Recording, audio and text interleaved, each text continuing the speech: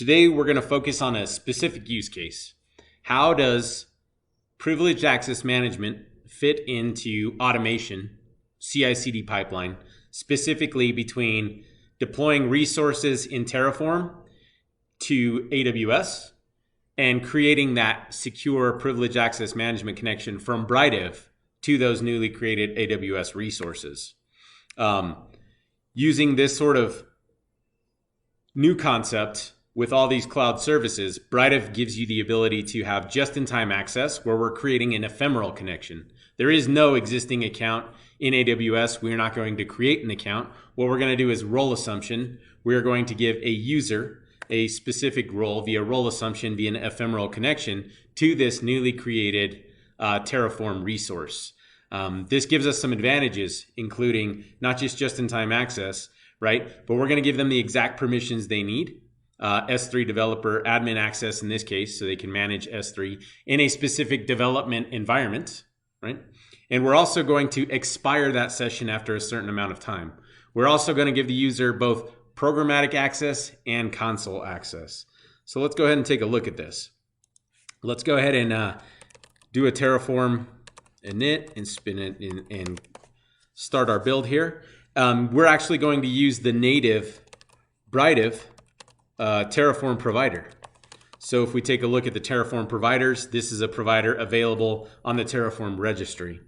Once we take a look within Britive, you can see this is what we call my access page. As a user, these are the environments and the resources I have access to. In this case, you're seeing Azure and ServiceNow. What we're going to do when we kick off this just-in-time access is create that ephemeral connection. I'm going to have AWS available to me as a user with the profile that I need to give me the access in that environment. So let's do a Terraform apply.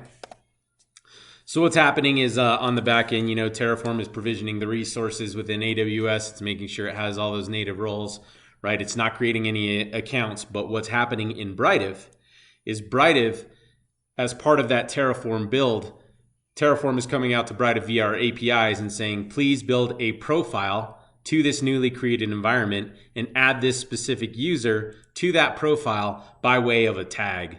So now we can see we have listed AWS one environment.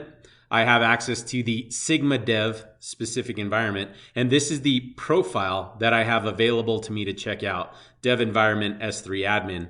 Once I check out the profile, I have this for, in this case, 12 hours. Customizable, how long we want this session to exist. Again, we're doing role assumption. There was no existing account.